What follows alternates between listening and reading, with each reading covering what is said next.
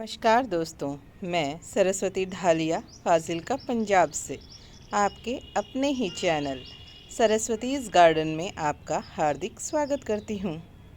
और कहिए कैसे हैं आप सभी। आशा करती हूँ मस्त होंगे, स्वस्थ होंगे और अपने अपने कामों में व्यस्त होंगे।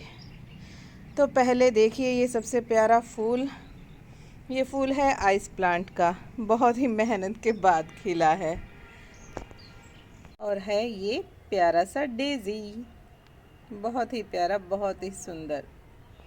हमारे जो सीजनल फ्लावरिंग प्लांट हैं उनकी तो बात ही कुछ और है। ये हमारे गार्डन में रंग बिरंगी इतनी छटा बिखेर देते हैं कि गार्डन जो है वो देखते ही बनता है, मन खुश हो जाता है। लेकिन जो हमारे पेरिनियल प्लांट्स हैं या जो हमारे फोलियज प्लांट हैं, इस वक्त उनका सीज़न आ चुका है और हमें उनकी अच्छी तरह से देखभाल करनी है ताकि वो अब अगले सीज़न के लिए अच्छे से तैयार हो जाएं। तो हम आज बात करेंगे अपने बहुत ही चहेते मनपसंद सभी का प्यारा मनी प्लांट, जो कि गार्डनिंग का चाहे शौक़ कोई रखता हो या ना रखता हो, लेकिन मनी प्लांट सबके घरों में ही पाया जाता है क्योंकि ये बहुत ही कम केयर में चलने वाला पौधा होता है। जिसे गार्डनिंग की ABCD भी नहीं पता, उसके घर में भी बखूबी बहुत सुंदर तरीके से मनी प्लांट लगा हुआ ही होता है। बसंत आने के साथ ही हमारे गार्डनिंग के बहुत से काम शुरू हो जाते हैं। तो शुरू करते हैं। मनी प्लांट की कई वैरायटीज़ पाई जाती हैं, जिनमें neon pothos, marble pothos, enjoy pothos और गोल्डन मनी प्लांट, जो कि कॉमनली सारे घरों में ही पाया जाता है। ये है फिलोडेंड्रोन ब्राज़ील, ये भी पोथोस की ही एक वैरायटी है। मनी प्लांट को बहुत ही कम धूप की आवश्यकता होती है। अगर इसे आप छायादार जगह पर रखते हैं तब भी ये ग्रो करता है, लेकिन 1 से आधे घंटे की धूप इसके लिए आवश्यक है ताकि इसका वेरिगेशन बना रहे और ये फोटोसिंथेसिस से अपना खाना बना सके। आप इसे अच्छी खुली हवादार जगह पे रखें जहां इसे इनडायरेक्ट ब्राइट सनलाइट मिलती रहे, वहां इसकी ग्रोथ बहुत ही अच्छी होती है। बात करें इसकी मिट्टी की तो इसे भी वेल ड्रेन मिट्टी ही पसंद है। आप इसे मिट्टी और पानी दोनों में ही ग्रो कर सकते हैं। इसकी मिट्टी बनाते वक्त उसमें 1 भाग रेत का, वर्मी कंपोस्ट या गोबर की खाद ज़रूर मिलाएं। थोड़ी मात्रा में हल्दी या फंगीसाइड का भी प्रयोग करें और इसकी मिट्टी के अंदर आप 1 चम्मच चाय पत्ती भी ज़रूर डालें, जिसे आप पीसकर प्रयोग कर सकते हैं। मैं हमेशा अनयूज्ड चाय पत्ती का प्रयोग करती हूँ। आप यूज्ड चाय पत्ती का भी प्रयोग कर सकते हैं, लेकिन उसे पानी से अच्छी तरह धो लें। आज हम अपने प्लांट की रूट फिलिंग करेंगे और उसे ये वाली शेप देंगे। आप देख पा रहे होंगे कितनी सुंदर लग रही है। तो ये है मेरा मनी प्लांट, जिसकी आज हम रूट फिलिंग करने वाले हैं। रूट फिलिंग का मतलब होता है किसी भी गमले के चारों तरफ से मिट्टी को लूज करके 3 से 4 इंच की मिट्टी को निकाल लेना, पौधे की जड़ों को नुकसान पहुंचाए बिना। इससे आपके पौधे को बार बार रिपोर्ट करना नहीं पड़ता है। जो अपने प्लांट्स को बार बार रिपोर्ट नहीं करना चाहते, वो अपने किसी भी प्रकार के प्लांट्स जो होते हैं उनकी रूट फिलिंग कर सकते हैं, क्योंकि फरवरी और सितंबर में प्लांट को अच्छी मात्रा में खुराक की आवश्यकता होती है अपनी ग्रोथ के लिए, फूलों के लिए और फलों की उत्पत्ति के लिए। इसीलिए हम फरवरी और सितंबर माह में साल में 2 बार इनमें अच्छी मात्रा में खाद का प्रयोग करते हैं, जो कि हमें करना भी चाहिए अपने पौधों की अच्छी ग्रोथ के लिए। तो पहले हम मिट्टी को लूज़ कर लेंगे और फिर इसमें से हम मिट्टी को निकाल लेंगे बिना जड़ों को डिस्टर्ब किए हुए। हल्के हाथों से अपना ये काम करें ताकि हमारी जड़ों को बिल्कुल भी नुकसान ना हो। अब उसके बाद मैंने लिया है ये चाय पत्ती का पाउडर है। इससे हमारे पौधे को अच्छी मात्रा में नाइट्रोजन मिलेगी। ये है ऑरेंज पील पाउडर, ये भी हमारी सॉइल को थोड़ा एसिडिक बनाएंगे। ये है बनाना पील पाउडर, जो कि मैंने केले के छिलकों को सुखाकर पीस कर लिया है, और ये है नीम खली। इन सभी को हम अच्छे से मिला लेंगे और इसमें 2 मुट्ठी गोबर की खाद का प्रयोग करेंगे। गोबर की खाद हमेशा पुरानी ही यूज़ करें। अगर आपके पास गोबर की खाद नहीं है तो आप वर्मी कंपोस्ट, पत्तों की खाद या किचन वेस्ट से जो आप खाद बनाते हैं उसका भी प्रयोग कर सकते हैं। इन सभी को अच्छे तरीके से हम मिला लेंगे और उसके बाद जो गमले की साइड है उनमें हम इनको भर देंगे। इससे जड़ों को भी कोई नुकसान नहीं होगा और पोषण मिलता रहेगा। इसे अच्छी तरह से फिल करने के बाद में ऊपर से हम इसे मिट्टी से कवर कर देंगे। मिट्टी वही जो पहले हमने इसमें यूज़ की हुई है, वही मिट्टी हम दोबारा से इसमें भर देंगे। बिल्कुल अच्छी तरीके से इस मिट्टी को हमें हल्के हाथों से भरना है और डैब डैब ज़रूर करना है, ताकि मिट्टी में जो एरिएशन, जो बबल्स हैं वो निकल जाएं, क्योंकि बबल्स के कारण गमले की सतह के ऊपर पानी ठहर जाता है, जो कि हमारे पौधे के लिए और पौधे की जड़ों के लिए नुकसानदायक होता है। मनी प्लांट की अच्छी ग्रोथ के लिए आप इसे 15 दिन में एक बार एलोवेरा जेल का पानी भी ज़रूर दें। उससे इसकी रूट्स जो हैं वो बहुत ही अच्छे तरीके से ग्रो होती है। एलोवेरा का पानी आप किसी भी प्लांट में दे सकते हैं।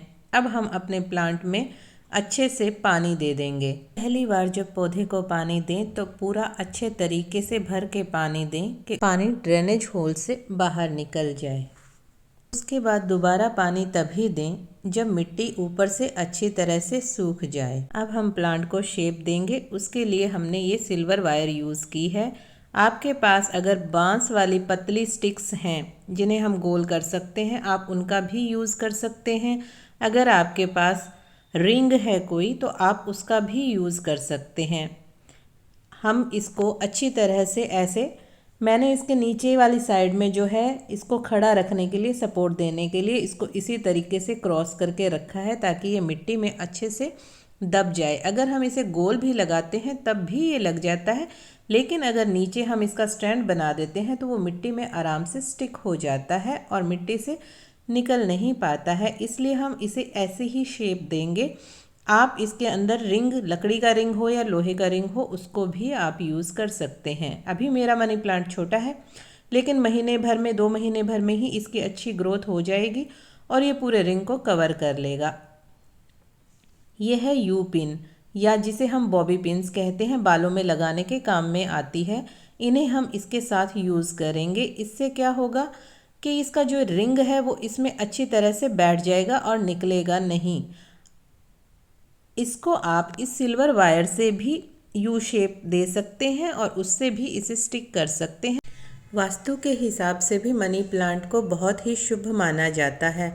अगर इसकी पत्तियां हरी भरी रहती हैं और पौधा घना हरा भरा रहता है तो उसे सुख और समृद्धि का प्रतीक माना जाता है।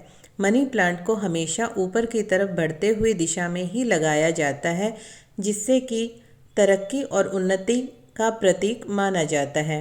इसकी लटकती हुई लताएं बहुत सुंदर लगती हैं, लेकिन उन्हें ज़मीन तक टच नहीं कराना चाहिए क्योंकि उसे शुभ नहीं माना जाता। इसीलिए मैं इसके रिंग पर मोली लपेट रही हूँ। अगर आपके पास जूट थ्रेड है तो आप उसे ही लपेटें, और उसके अलावा आप इस पर नारियल के छिलकों को भी लपेट कर रस्सी से बांध सकती हैं, क्योंकि अभी मेरे पास वो है नहीं, इसीलिए मैं इस पर सिर्फ मोली बांध रही हूँ। जैसे ही मैं मार्केट जाऊँगी वहाँ से मैं लाकर उन्हें लगा दूँगी।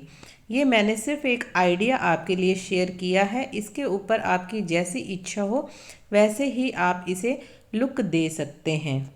हम मनी प्लांट की जो ये लताएं हैं, इनको मोली की सहायता से या धागे की सहायता से, जो हमने ये रिंग बनाया है उसके ऊपर लपेट देंगे और धागे की सहायता से बांध देंगे। लेकिन ध्यान रखें, इसे हल्के हाथों से ही बांधना है, इसके साथ ज़्यादा जोर आजमाइश नहीं करनी है। मैं इसमें एक वाइन जो है वो नीचे की तरफ रखूँगी, क्योंकि मुझे इसे बढ़ाकर इसे पूरे गमले में घुमाना है। इसीलिए देखिए कितना प्यारा लग रहा है हमारा ये प्लांट। अगर आपका मनी प्लांट ज़्यादा बड़ा है तो आपकी जो बेल है वो ऊपर तक टच हो जाएगी और आपकी शेप जो है वो अभी ही आ जाएगी, उसी प्रकार की जैसा हमने थंबनेल में दिखाया हुआ है। और ये भी थोड़े ही दिनों में भर जाएंगे, क्योंकि अभी ये डोरमेंसी से निकला है तो अभी ये छोटा प्लांट है। अब हम इस पर कुछ शो पीस लगाएंगे इसकी डेकोरेशन के लिए।